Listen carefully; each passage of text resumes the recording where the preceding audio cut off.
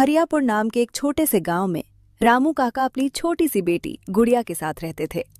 गांव में उनका कोई अपना नहीं था। गुड़िया की मां का देहांत कई साल पहले हो चुका था और तब से रामू काका ही माँ बाप दोनों बनकर उसे पाल रहे थे। रामू काका का एक छोटा सा मटन करी का ठेला था। अगली सुबह रामू काका अपना छोटा सा ठेला लेकर हमेशा की तरह चौराहे पर पहुंच गए। ठंडी हवा चल रही थी और आसमान में हल्की धूप फैली थी। रामू काका मन ही मन सोच रहे थे, हे भगवान, अगर आज 2-3 प्लेट मटन करी बिक जाए तो घर का खर्चा चल जाएगा। गुड़िया की किताबें भी लेनी है। तभी एक दुबला पतला फटे कपड़ों में लिपटा छोटा बच्चा उनके ठेले के पास आया। काका, मुझे बहुत ज्यादा भूख लगी है, क्या आप मुझे मटन करी खिला सकते हो? पैसे अभी नहीं हैं। रामू काका ने उसकी हालत देखी, दिल भर आया। उन्हें अपनी ही गुड़िया याद आ गई। अरे बेटा, क्यों नहीं, खाना भूखों का हक है। ये ले, गर्मा गर्म एक प्लेट। वो पूरी प्लेट चुपचाप खा गया और बोला, धन्यवाद काका, भगवान आपको बहुत खुश रखे। कुछ देर बाद दूसरे गांव से एक आदमी आया, लखन। उसके कपड़ों और चाल ढाल से लगता था कि वो थोड़ा संपन्न है। अरे काका, इस उम्र में भी ठेला लगाए हुए हो? क्या बताऊं बेटा, घर में बैठे बैठे मन नहीं लगता, ऊपर से कमाने वाला भी और कोई नहीं। एक ही बेटी है मेरी गुड़िया, बस रोज 2-3 प्लेट बिक जाती हैं तो गुजारा हो जाता है, और मुझे चाहिए भी क्या। सही बात है काका, चलिए मेरे लिए भी एक प्लेट लगा दीजिए। रामू काका ने तुरंत एक प्लेट गर्मा गर्म करी परोसी। लखन ने पहला ही कौर खाया तो उसकी आंखें चमक उठीं। अरे वाह काका, ऐसा मटन तो मैंने आज तक नहीं खाया, ये तो कमाल का स्वाद है। अरे बेटा, ये सब गांव की मिट्टी का स्वाद है। काका, आप मेरे साथ मेरे गांव चलिए, मैं आपको आधे पर रख लूंगा।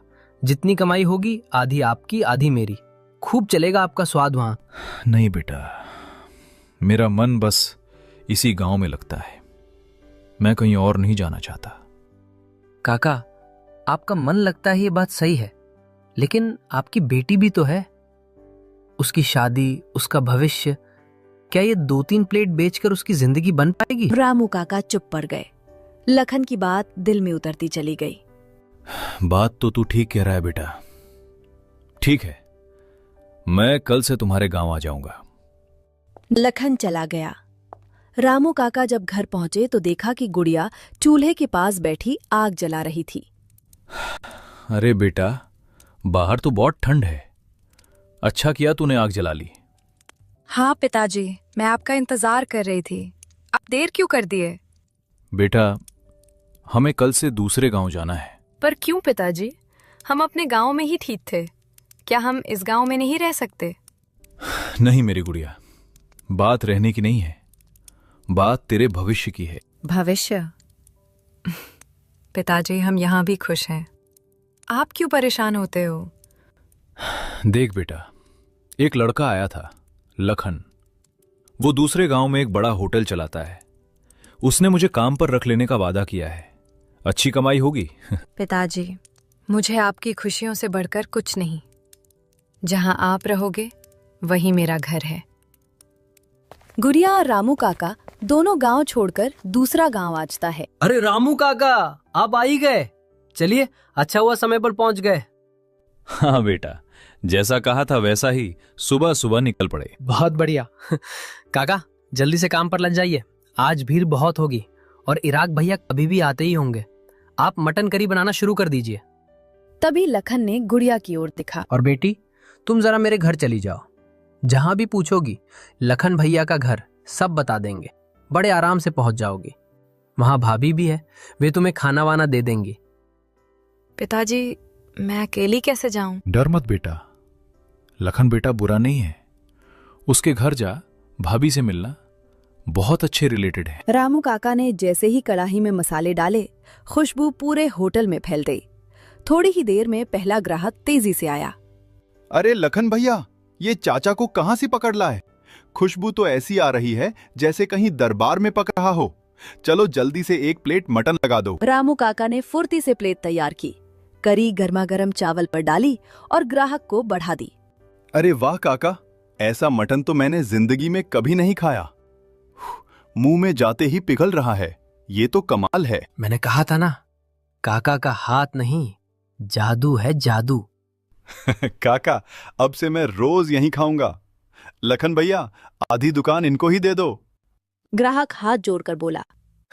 काका, अब से मैं रोज यहीं खाऊंगा लखन भैया, आधी दुकान इनको ही दे दो। धीरे धीरे और लोग भी खुशबू के पीछे पीछे आने लगे।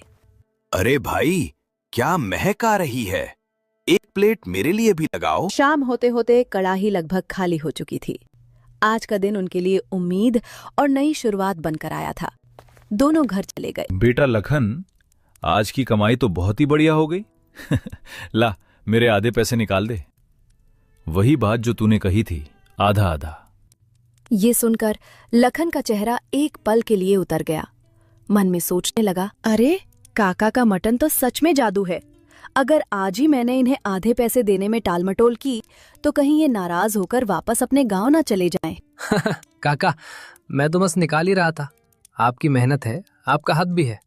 वो पैसे गिनने लगा, पर उसके हाथ में हल्की कंपकपी थी। भगवान तेरा भला करे बेटा। आज पहली बार ऐसा लग रहा है कि मेरी गुड़िया की जिंदगी संभल जाएगी। काका, कल हमें और भी जल्दी उठना होगा। सुबह सुबह ही मटन बनाना है। आज की तरह अगर भीड़ लगी तो पूरा गांव हमारे होटल की तरफ भागेगा। अगले दिन सुबह सुबह ठंड पहले से भी ज्यादा तेज थी। कड़ाही से उठती भाप और खुशबू पूरे होटल में फैलने लगी। लोग ठंड में कांपते हुए भी गर्मा गर्म मटन करी के लिए लाइन में लगने लगे। अरे भाई जल्दी देना, ठंड में बस काका की मटन करी ही जान बचा सकती है। आज तो और भी ज्यादा खुशबू आ रही है।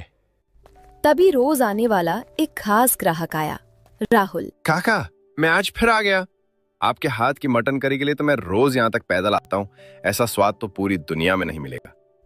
अरे बेटा, तू रोज इतना दूर से आता है, मुझे तो शर्म आ जाती है। भगवान तेरा भला करे। काका, आपका खाना मेरे लिए दवा जैसा है। ठंड में आपका गरम मटन, वाह। लखन भैया, आपने बड़ा अच्छा फैसला किया इन्हें लाके। ये सुनकर लखन के चेहरे पर हल्की तकरार की झलक आ गई। अंदर ही अंदर वो बुरी तरह जल उठा। हर कोई बस काका काका करता है। अरे दुकान किसकी है, नाम किसका है, मुनाफा किसका होना चाहिए। अब तो मैंने मटन करी बनाना सीख भी लिया है, फिर इस बूढ़े को रखने की क्या जरूरत।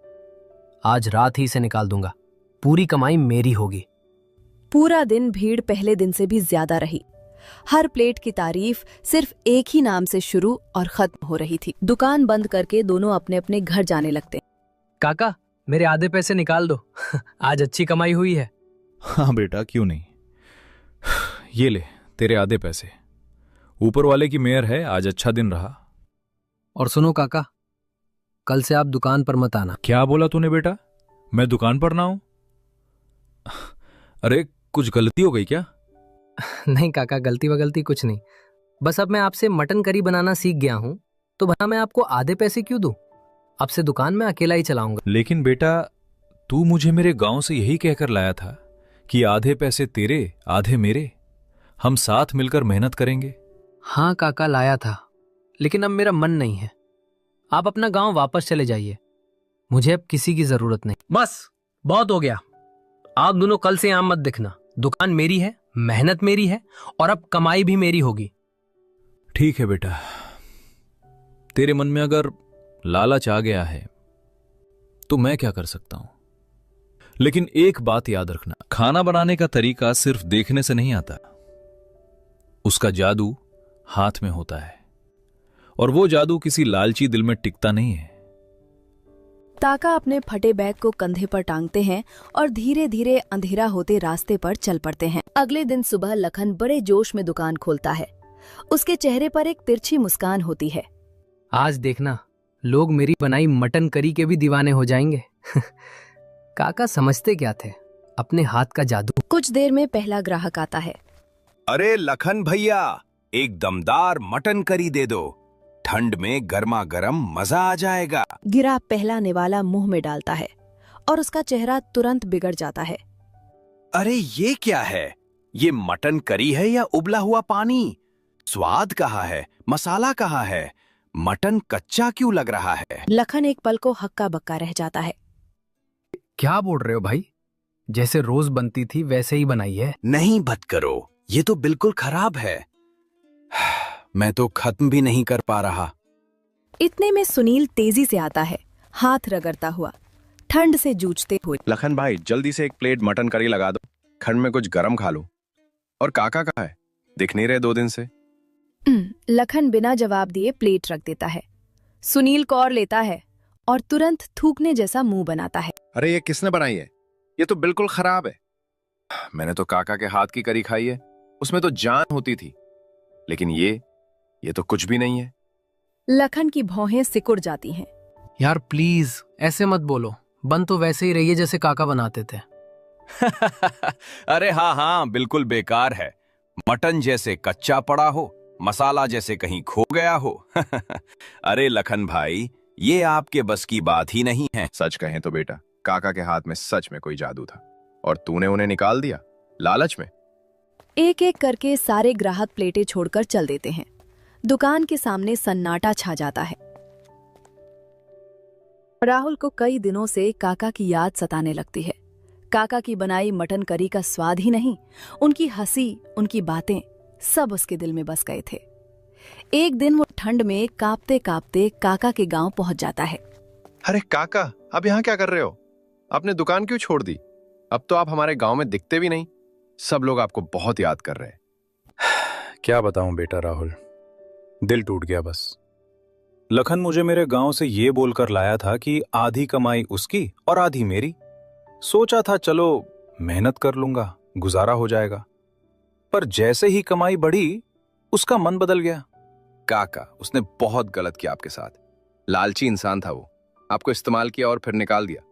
लेकिन काका, एक बात जान लो, किसी के देखने से रेसिपी नहीं सीखी जा सकती। आपके हाथ में जो जादू है। बेटा अब कहां से शुरू करूं? न ठेला है, न बर्तन, न ही पैसे बचे हैं। थोड़े बहुत जो जमा थे, सोच रहा हूं बेटी की शादी कर दूं। मेरी उम्र भी ढल रही है बेटा, किस किस चीज के लिए भागूं? काका, आपने मुझे हमेशा बेटे की तरह प्यार दिया है। अब आपकी बारी है कि मुझे आपको संभालने दो। नहीं बेटा, मैं तेरे पैसों पर बोझ नहीं बनना चाहता। तू खुद मेहनत करता है, तेरे भी तो सपने होंगे। काका, आप बोझ नहीं, गौरव हो मेरे लिए। और रही सपनों की बात, मेरा एक ही सपना है, आपकी दुकान फिर से चले, आपकी मटन करी से गांव में खुशबू फैल जाए और आपकी बेटी की शादी धूमधाम से हो जाए। तू सच कह रहा है बेटा? क्या तू मेरे साथ ठेला चलाएगा? हाँ काका, आप बनाना, मैं बेचना। आपका सम्मान हमेशा सबसे ऊपर रहेगा और कसम से मैं आपको कभी अलग नहीं करूंगा। हम दोनों एक टीम रहेंगे। राहुल के साथ काका का ठेला दोबारा लग चुका था। सुबह सुबह गांव की गलियों में मसालों और देसी घी की खुशबू फैलने लगी थी। कुछ ही दिनों में ठेले पर भीड़ उमड़ने लगी। पहला ग्राहक गरम गरम भाप उठती कढ़ाई देखता ही बोल उठता, अरे काका, आप वापस आ गए।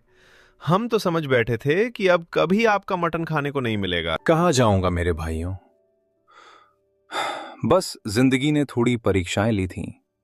अब आया हूं तो रोज ताजी गरम गरम मटन करी खिलाऊंगा। आप जैसे लोगों की दुआएं जो साथ हैं। ग्राहक पहला निवाला खाते ही तालियां बजा देता है। अरे वाह काका, ये तो वही पुराना जादुई स्वाद। कदम जबरदस्त।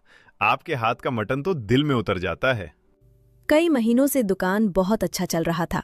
राहुल भी काका की तरह प्यार और सफाई से मटन करी बनाना सीख चुका था। काका बिस्तर पर लेटे थे। राहुल घबराकर उनके पास बैठ गया। काका, क्या हुआ? आप ऐसे क्यों लेटे हो? डॉक्टर को बुलाऊं? नहीं बेटा, मुझे लगता है मेरी उम्र का वक्त पूरा हो रहा है। बस कुछ बात मैं तुझसे कहना चाहता हूं। काका, ऐसी बात मत कहिए, आप ठीक हो जाओगे। बताइए क्या कहना है? आपकी हर बात मेरे लिए हुक्म है। राहुल, तेरे ऊपर एक जिम्मेदारी छोड़कर जा रहा हूं। मेरी गुड़िया, मेरी बेटी, इस दुनिया में उसका कोई नहीं बचा मेरे बाद। पिताजी, आप हमें छोड़कर मत जाइए, हम अकेले कैसे रहेंगे? बेटी, हर इंसान को एक दिन जाना होता है। मेरी चिंता सिर्फ तेरी जिंदगी की है। राहुल जैसा लड़का मैंने बहुत कम देखा है, सीधा, मेहनती और दिल का साफ। राहुल बेटा, अगर तुझे मंजूर हो तो तू मेरी बेटी का साथ निभाना। मुझे सुकून मिलेगा कि वो अच्छे हाथों में है। काका, ये तो मेरे लिए सम्मान की बात होगी। मैं वादा करता हूं, मैं गुड़िया का हमेशा ख्याल रखूंगा। उसे कभी अकेला महसूस नहीं होने दूंगा। मैं उसकी जिंदगी भर इज्जत और खुशी दूंगा। कुछ देर बाद काका आंखें बंद करते हैं, शांत भाव से, बिना किसी दर्द के अपनों के बीच अंतिम सांस लेते हैं। कुछ समय बाद राहुल और गुड़िया की सादगी भरी शादी होती है। शादी के बाद दोनों मिलकर फिर से काका